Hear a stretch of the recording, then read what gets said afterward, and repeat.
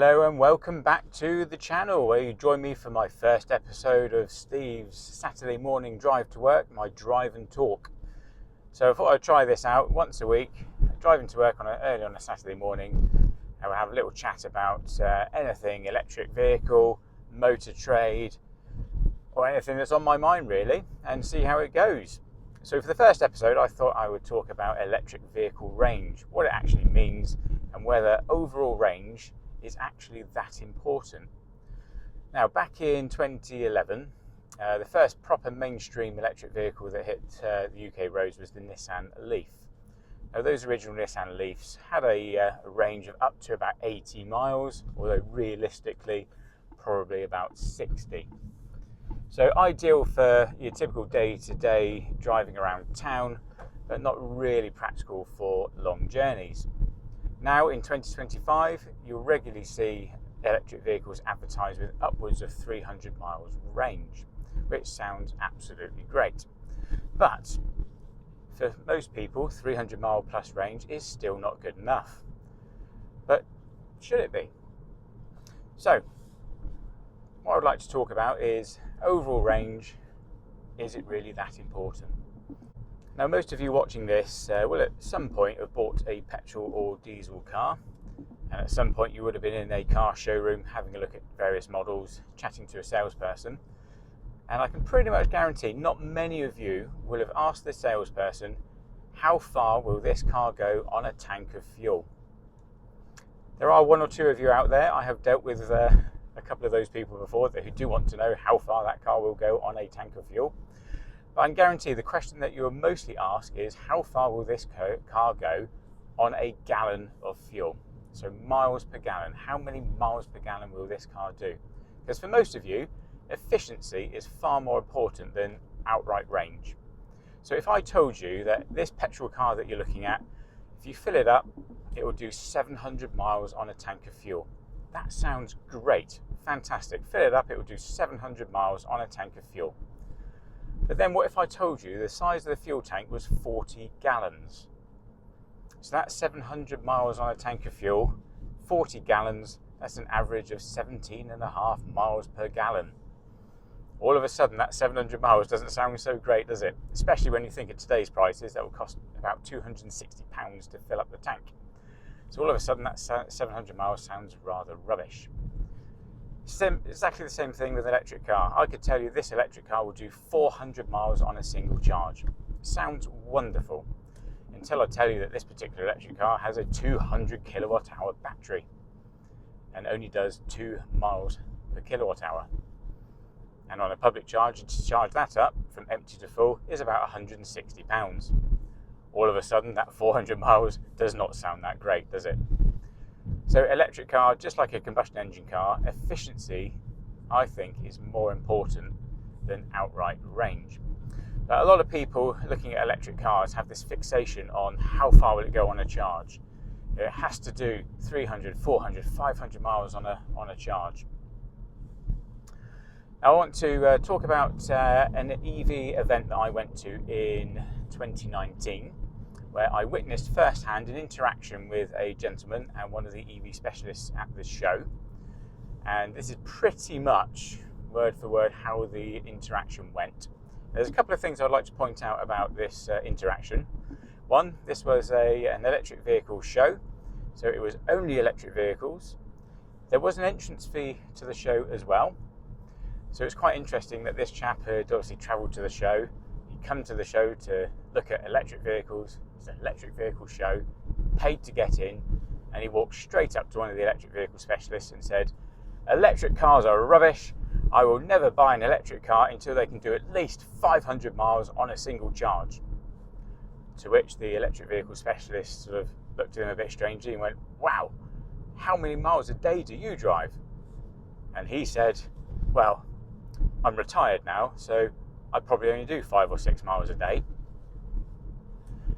To which the specialist said, "So why do you need a car that will do 500 miles on a single charge when you do a handful of miles a day?" To which he replied something along the lines of, "Well, a couple of times a year we go and visit family, which is a long journey." So the specialist asked, how long is that journey? And he said it's about 260 miles or thereabouts. So the specialist asked, so when you do that journey, do you drive all the way without a stop? And he said, oh no, me and the wife, we stop twice at our favourite services on the way up, and we stop at the same services on the way back because we like to break the journey up. So the specialist then said, so if you had an electric car and you make those stops at the services, you can plug the car into a rapid charger at the services, so while you're stopped, the car's taking on a lot of charge and you're breaking up your journey anyway. It's not actually going to increase your journey time. But no, he was still adamant that he would not buy an electric car until it could do 500 miles on a single charge, when in reality all he needed was an electric car that would do a fairly reliable 150 miles, and that would probably be absolutely perfect for that particular gentleman and his situation. But again, people have this fixation on it must do 500 miles, 600 miles, or 1 million miles on a charge before I'll even entertain an electric vehicle. Now, I've been driving for nearly 30 years, not far off 30 years, and in all that time, in all the long journeys I've ever done, I can hand on heart say I've only driven 300 miles in one stint without a single stop once. That is the only time I've managed to do that sort of distance without a single stop. It was a one-off for me, because I can guarantee you every 150 miles or so I will need a wee. So I will need to stop somewhere. In my own personal experience, I've been driving electric cars for nearly 12 years now.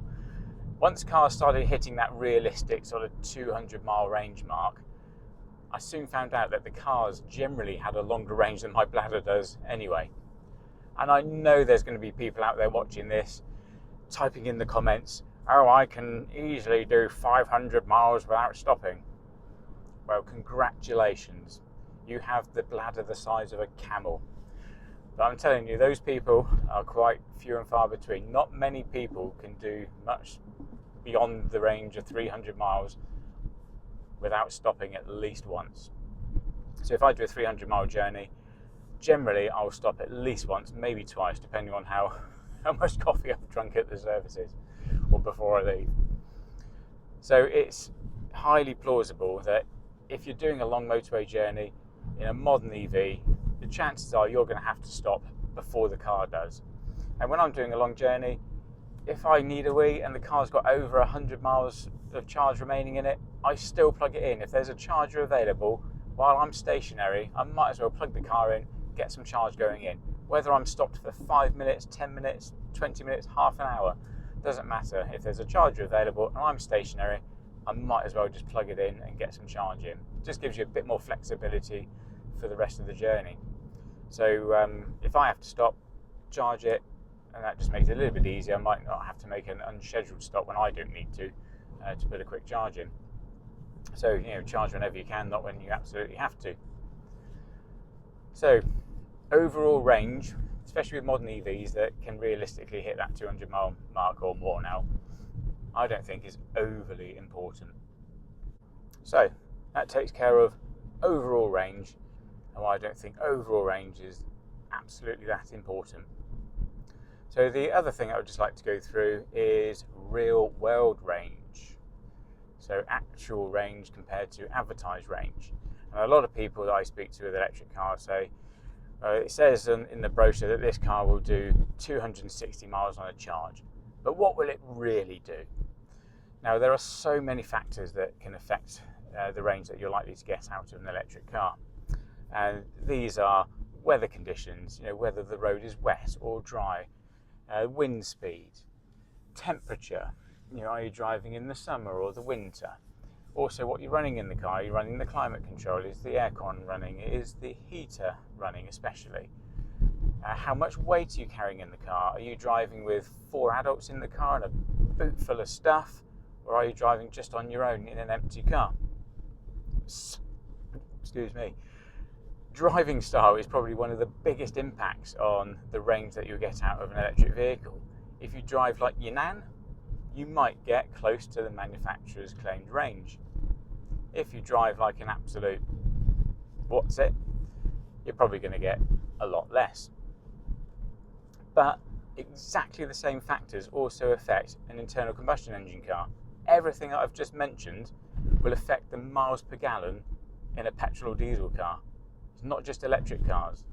Now, I have a family member that lives in Bristol. I live in Torquay.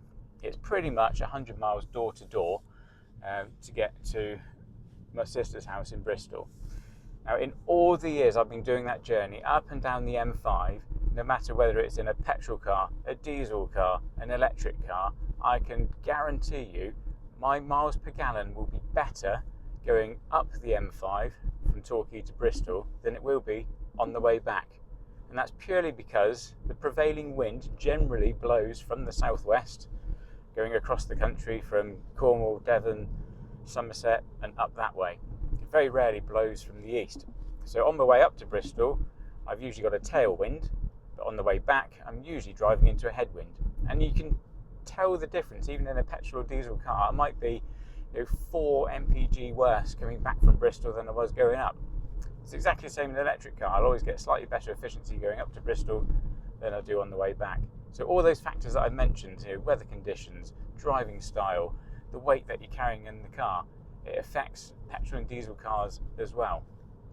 But not many people are too bothered about that when it comes to petrol or diesel, mostly because of the time it takes to fill up a car versus the time it takes to charge a car, or perceived how long it takes to charge a car.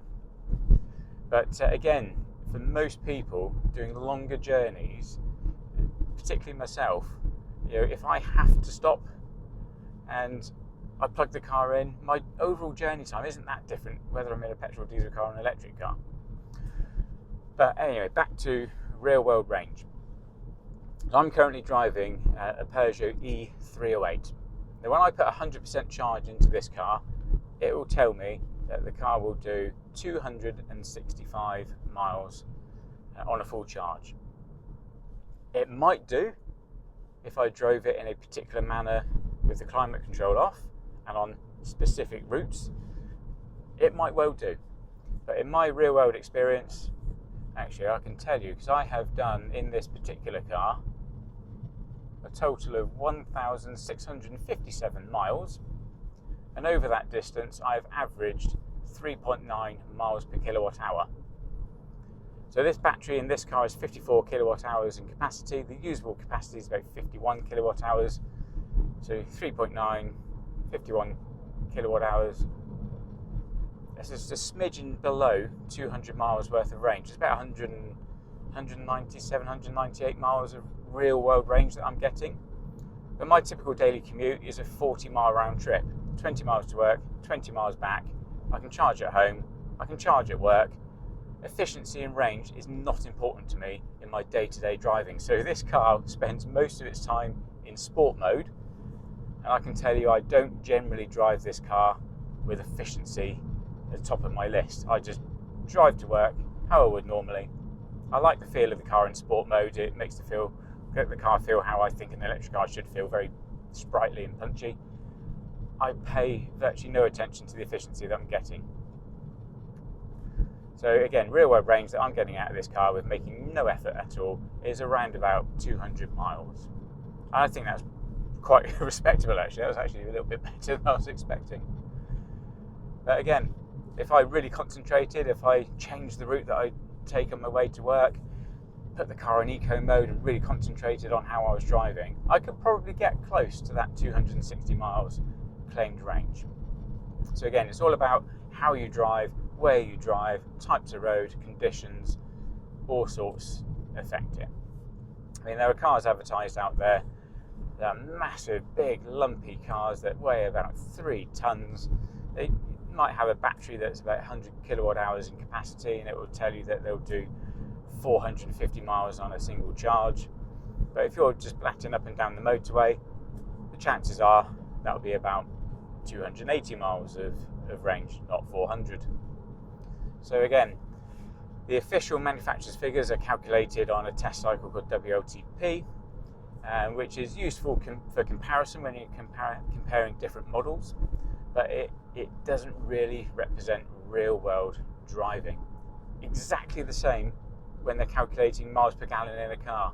I mean, how many of you have bought a diesel car in the past where in the brochure it said this car will do 74 miles per gallon, and you've been driving around going, God, lying bastards, they said this car would do 74 miles per gallon, I only get 45 out of it.